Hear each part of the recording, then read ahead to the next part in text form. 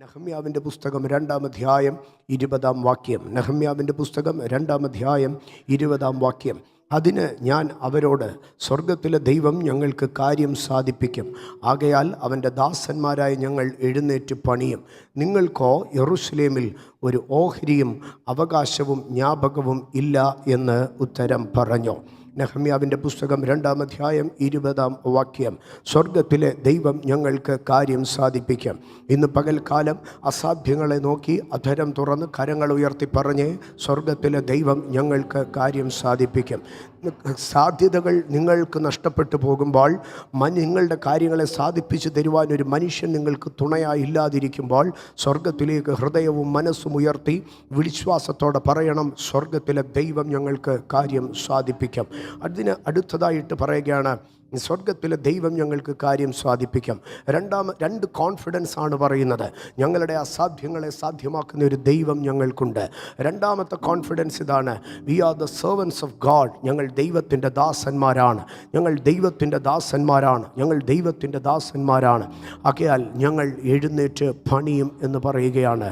ഇന്ന് പകൽക്കാലം ദൈവം എനിക്ക് നൽകിയ വചനത്തിൻ്റെ ദൂതിൻ്റെ സാരാംശം ഞാൻ നിങ്ങളോട് പറയാം. അധികാരത്തോടെ നിങ്ങൾ പണിയുവാൻ പോവുകയാണ്. സ്തോത്രം. അധികാരത്തോടെ നിങ്ങൾ പണിയുവാൻ പോകുന്നു. ഈ നെഹമ്യാവിൻ്റെ പുസ്തകം 2-ാം അധ്യായത്തിലേക്ക് കടന്നു വരുമ്പോൾ ഇവർ പണിയുവാൻ ആരംഭിക്കുകയാണ്. എവിടെയാണ് ഇവർ പണിയുവാൻ ആരംഭിക്കുന്നത്? അതിൻ്റെ 17-ാം വാക്യത്തിൽ ഇങ്ങനെയാണ് എഴുതിയിരിക്കുന്നത്, യെരൂശലേം ശൂന്യമായി, അതിൻ്റെ വാതിലുകൾ തീ കൊണ്ട് വെന്തു കിടക്കുന്നു. അങ്ങനെ നാം അകപ്പെട്ടിരിക്കുന്ന ഈ അനർത്ഥം നിങ്ങൾ കാണുന്നുവല്ലോ. വരുവീൻ, നാം ഇനിയും നിന്ദാപാത്രമായിരിക്കാതെ വണ്ണം യെരൂശലേമിൻ്റെ മതിൽ പണിയുക.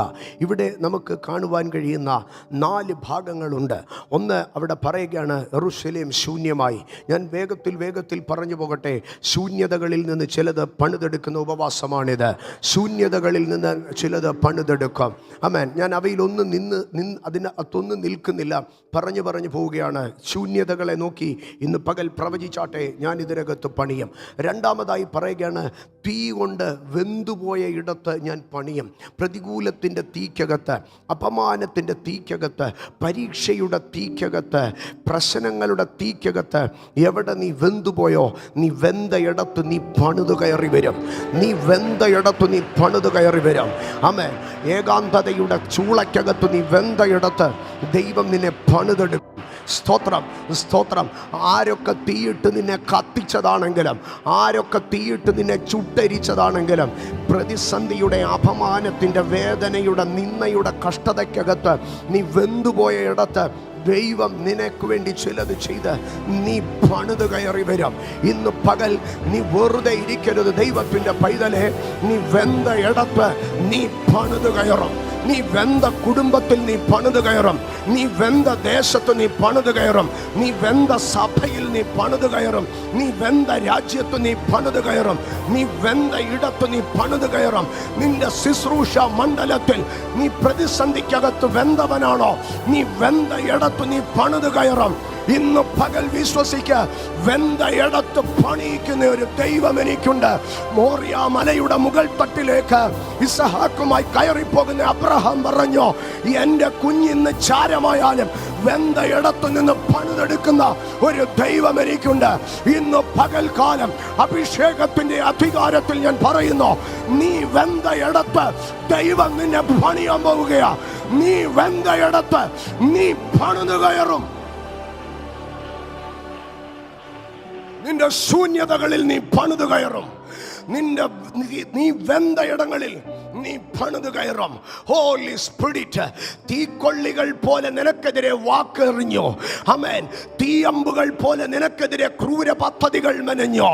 തീയമ്പുകളും തീക്കൊള്ളികളുമാകുന്ന വാക്കുകളും പ്രവർത്തികളും നിനക്കെതിരെ എറിഞ്ഞെറിഞ്ഞ് ചങ്കുവെന്ത്, ഹൃദയം വെന്ത്, മനസ്സുവെന്ത്, കുടുംബം വെന്ത് ദൈവത്തിന്റെ പൈതല്, നീ വെന്ത ഇടത്ത് നീ പണിതു കയറും.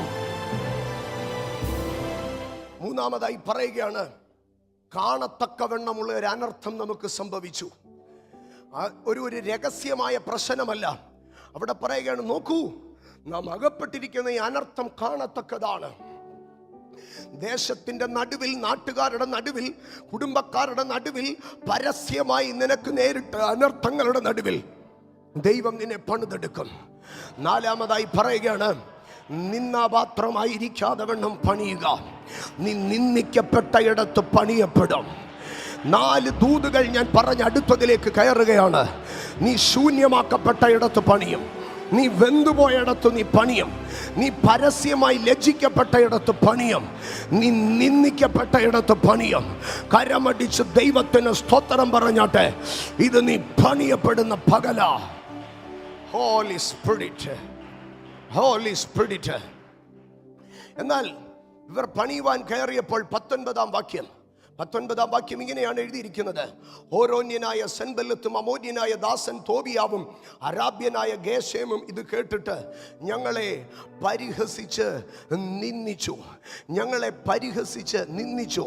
2, നിങ്ങൾ ഈ ചെയ്യുന്ന കാര്യം എന്ത് എന്ന് ചോദിച്ച് ചോദ്യം ചെയ്യുകയാണ്. 3, നിങ്ങൾ രാജാവിനെതിരെ മത്സരിക്കാൻ ഭാവിക്കുന്നുവെന്ന് പറഞ്ഞ് കെട്ടുകഥയുണ്ടാക്കുകയാണ്. ഇന്ന് പകൽ ദൈവത്തിൻ്റെ പൈതലെ, ആ വാക്യം ഒരിക്കൽ കൂടെ നിങ്ങൾക്ക് ഡിസ്പ്ലേ ചെയ്തു തരാം. ആ വാക്യത്തിൽ 3 കാര്യങ്ങൾ പറയുകയാണ്. 1, നിനക്കെതിരെ പരിഹാസവും നിന്ദയും. നീ ചിലത് പണിയാൻ തുടങ്ങുമ്പോൾ നിന്നെ പരിഹസിക്കുകയും നിന്ദിക്കുകയും ചെയ്യാം. 2, നീ ചിലത് പണിയാൻ തുടങ്ങുമ്പോൾ നിന്നെ വിരല് ചൂണ്ടി ചോദ്യം ചെയ്യാം. ആമേൻ. 3, നീ ചിലത് പണിയാൻ തുടങ്ങുമ്പോൾ നിനക്കെതിരെ നിന്റെ മനസ്സിൽ പോലും വിചാരിക്കാത്ത ചില കെട്ടുകഥകളെ പറഞ്ഞുണ്ടാക്കാം. പക്ഷേ ഇതിൻ്റെ നടുവിൽ കണ്ടോ, അവിടെ പരിഹാസവും നിന്ദയും ഒരു ഭാഗത്ത്, മറുഭാഗത്ത് വിരല് ചൂണ്ടി ചോദ്യം ചെയ്യുന്നു.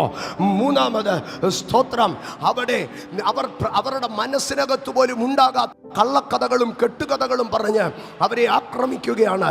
പക്ഷെ അതിൻ്റെ നടുവിൽ അവർ എഴുന്നേറ്റ് പറയുകയാണ്, പരിഹാസം വന്നാലും കെട്ടുകഥകൾ വന്നാലും ഊഹാപോഹങ്ങൾ വന്നാലും കള്ളക്കഥ പ്രചരിപ്പിച്ചാലും എന്തൊക്കെ ചോദ്യം ചെയ്യൽ വന്നാലും വിട്ടുകൊടുക്കത്തില്ല.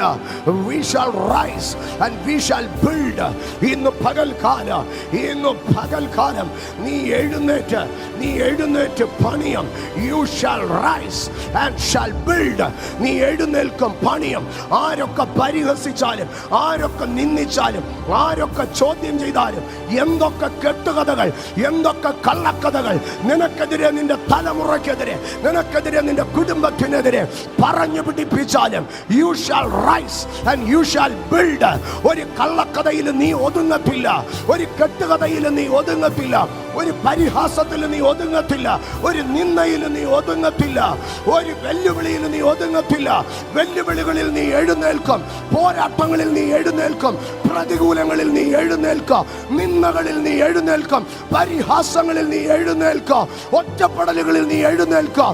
നീ വീഴണമെന്ന്, നീ വീണ് കിടക്കണമെന്ന്, നീ തകർന്നു കിടക്കണമെന്ന്, നീ തളർന്നു കിടക്കണമെന്ന് വാദിക്കുന്ന ശത്രുക്കളുടെ മുൻപാകെ you shall rise again. നീ ഒരിക്കൽ കൂടെ എഴുന്നേൽക്കും. ഇന്ന് പകൽ ഈ ആരാധനയ്ക്കകത്ത് ദൈവം നിന്നെ എഴുന്നേൽപ്പിക്കും. ഞങ്ങൾക്ക് കാര്യം സാധിപ്പിക്കുന്ന ഒരു ദൈവമുണ്ട്. ആകയാൽ ഞങ്ങൾ എഴുന്നേൽക്കും. കൂട്ടുകുടുംബക്കാരും സ്നേഹിതരും ഉണ്ടായിട്ടല്ല, ഞങ്ങൾക്ക് കാര്യം സാധിപ്പിക്കുന്ന ഒരു ദൈവമുണ്ട്. ആകയാൽ ഞങ്ങൾ എഴുന്നേൽക്കും. ഞങ്ങൾക്ക് കാര്യങ്ങളെ നടത്തിത്തരുന്ന ഒരു ദൈവമുണ്ട്. എൻ്റെ അപ്പനേക്കാൾ അമ്മയേക്കാൾ ആർദ്രതയുള്ള ഒരു ദൈവം എനിക്കുണ്ട്. സർവ്വലോകത്തിൻ്റെ രാജ്യങ്ങളെക്കാട്ടിലും ഉന്നത അധികാരം പിടിച്ചിരിക്കുന്ന അത്യുന്നതനായ ഒരു ദൈവം എനിക്കുണ്ട്. ആകയാൽ അവൻ എനിക്ക് കാര്യം നടത്തി തരും. ആകയാൽ ഞാൻ എഴുന്നേൽക്കാം. ഞാൻ വെന്തയിടത്ത്, എൻ്റെ ശൂന്യതകളിൽ, എൻ്റെ വെല്ലുവിളികളിൽ, എൻ്റെ പരിഹാസങ്ങളിൽ, എൻ്റെ കെട്ടുകഥകളിൽ ഞാൻ എഴുന്നേറ്റ് പണിയോ.